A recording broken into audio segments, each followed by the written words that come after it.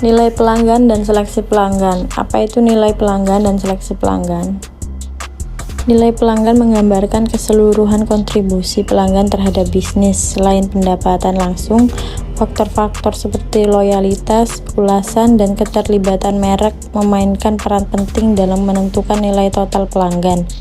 Mengenali dan memahami nilai ini memungkinkan bisnis merancang strategi yang lebih efektif.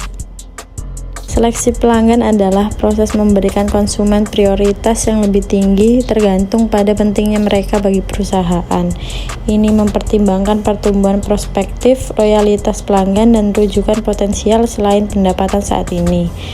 Dengan pilihan yang tepat, bisnis dapat menggunakan sumber dayanya dengan lebih bijaksana, menjamin kepuasan pelanggan, dan meningkatkan pendapatan jangka panjang.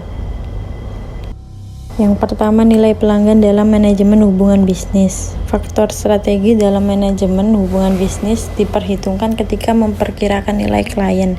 Ini bukan hanya tentang jumlah penjualan 80%, penjualan mungkin berasal dari 20% konsumen, namun biasanya tidak 80% dari keuntungan. Penilaian pelanggan seringkali hanya mencakup faktor permukaan.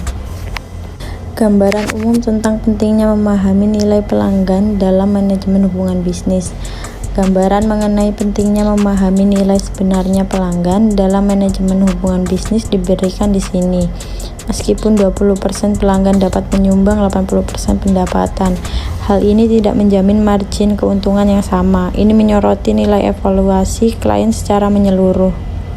Kriteria menentukan nilai pelanggan. Yang pertama, mengukur nilai pelanggan secara ekonomi kuantitatif. Prinsip ini berfokus pada angka konkret yang dapat diukur dengan menilai pendapatan langsung.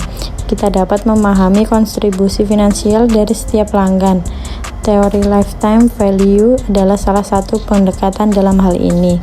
Memperkirakan total pendapatan yang bisa diperoleh dari seseorang pelanggan selama masa hubungannya dengan perusahaan.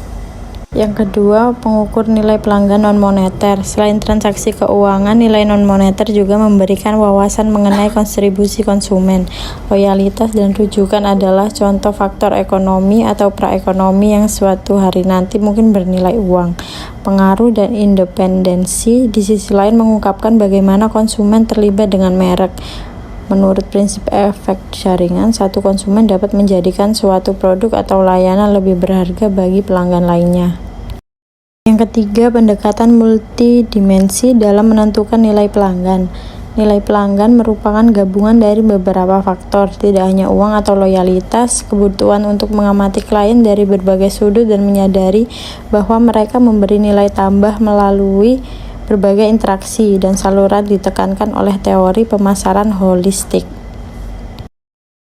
Yang terakhir, pengendalian nilai pelanggan. Perusahaan harus mengelola nilai pelanggan setelah diidentifikasi untuk menjaga keberlanjutan dan pertumbuhan. Hal ini dapat mencakup program loyalitas, diskon khusus, atau segmentasi konsumen berdasarkan nilai.